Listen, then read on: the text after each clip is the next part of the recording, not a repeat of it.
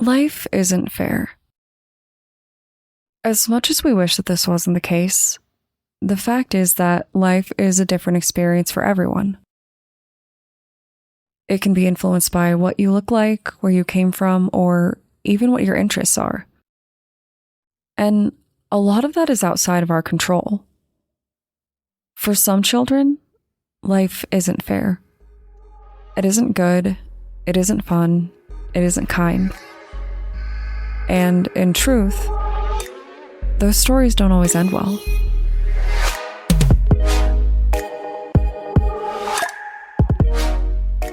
My name is Brienne, and I'm the host and creator of Among the Dirt and Trees, a show where we explore true crime cases that occur out in nature.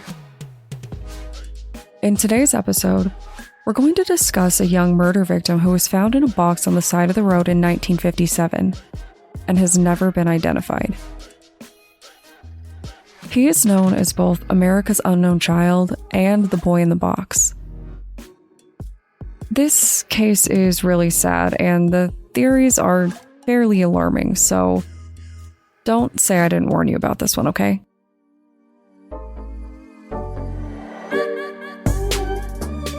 Today's episode is actually very special. This episode was made possible by a listener named Casey, who is kind enough to reach out and share a long list of amazing case options that you will definitely be hearing about throughout the show. So, huge shout out to Casey for taking the time to reach out, share case ideas, and most importantly, for sharing your reactions to the show, because it was the highlight of my week. Even though I missed all of your later messages because they got buried in local crimes, trending Coachella tweets, and people freaking out about dipping fruit in water.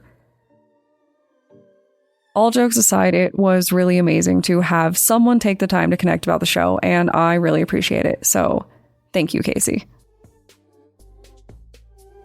And now we're going to do a huge tone change. In 1957, police were alerted to a terrible discovery. The corpse of a young boy was in an old box on the side of the road. The person who reported it was a college student who, sadly, was trying to commit an act of kindness. He saw the box and, knowing that the area was common for trapping, decided to look to make sure that there wasn't an animal trapped inside it. Instead, he obviously found something much worse. But what was worse than that was that he wasn't the first person to find the young boy. Another person had already discovered him. This person was a muskrat trapper, and muskrat trapping wasn't exactly legal in this area. So rather than risk his traps being taken away, he literally just walked away and didn't report it. I'm often surprised by how many people avoid reporting crimes because they're doing something they shouldn't be. On one hand, it kind of makes sense that they don't want to expose their crimes, even if they're fairly minor, but on the other hand, you'd kind of think morality would weigh out, right? The boy inside of the box was young, believed to be about elementary school age. Estimates place him anywhere from 3 to 7 years old, but they had no real way to confirm this. And really, his age was the least of their concerns. One look at the boy would tell police that truly terrible things had happened to him. He was visibly malnourished, filthy, and looked like he had lived a very difficult life. To make matters worse, he had several scars that appeared to be surgical in nature. We still don't know if these were caused by a doctor or if whoever hurt him just had surgical precision. It was also clear that the child had been very badly beaten, and the damage was still visible. And adding a touch of strangeness, the boy was covered in clumps of hair. It was clear that someone had given him a very unprofessional haircut. When someone's body is found, police have to start by finding out who they are. Generally, these details hold the answers to the case. Police fully believe that if they just found someone to claim him, the answers to the case would reveal themselves. So, they did everything that they could to get his face out, including sending drawings of what they believed he looked like in life if he was healthy.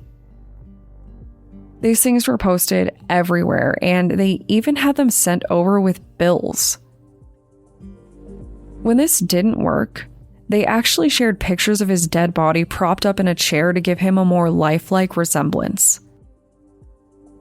All of this effort, no matter how questionable, ultimately led to nothing. No one knew who this boy was or what horrors he had lived through.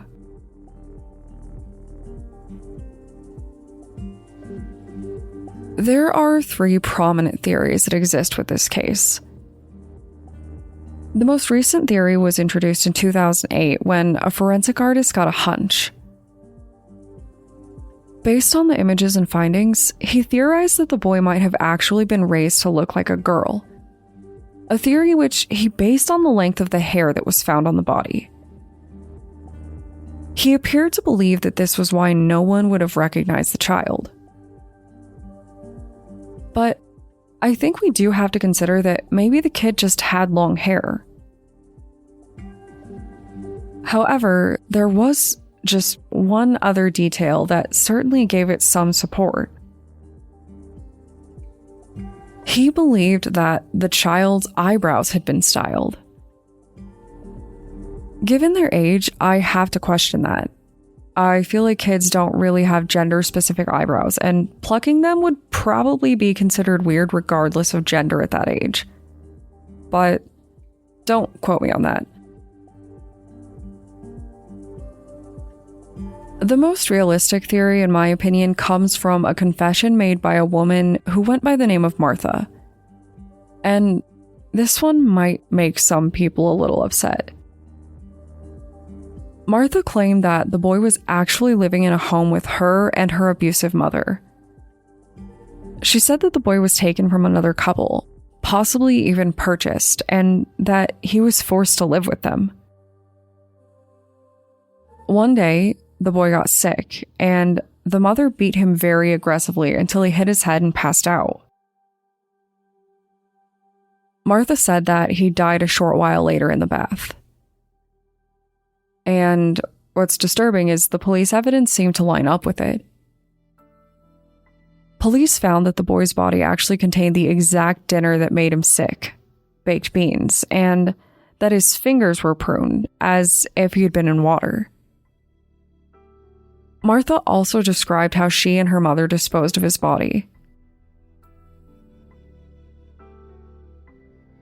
Unfortunately, the theory was ultimately ignored because of Martha's questionable mental health.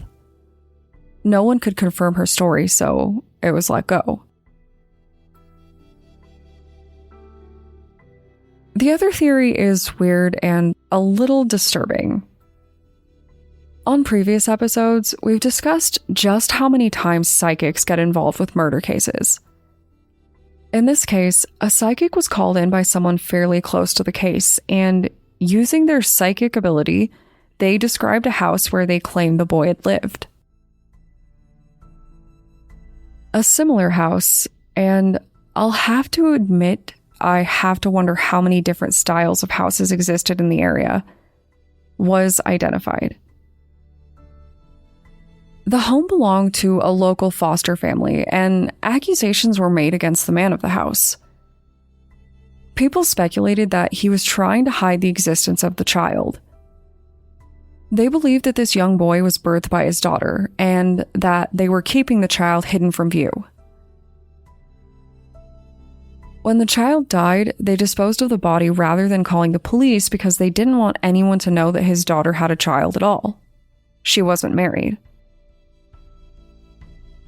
Their primary evidence was that the family owned an item that matched the box that the boy was in, though it's unclear how many other people owned the item in the area.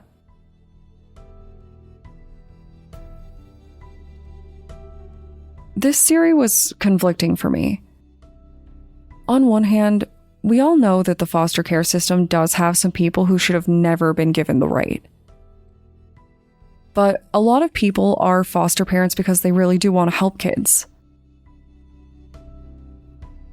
The police investigation would tell us that there was no connection between the foster family and the boy, but an interesting detail joined the case later.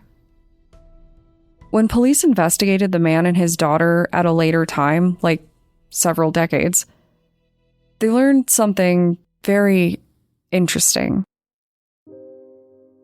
His daughter was actually his stepdaughter, and by the time they interviewed them again, he had married her. So I will just leave you all with that. To this day, no one knows who this boy is. They don't know his story. They don't know his name. They just know that someone did something terrible to him.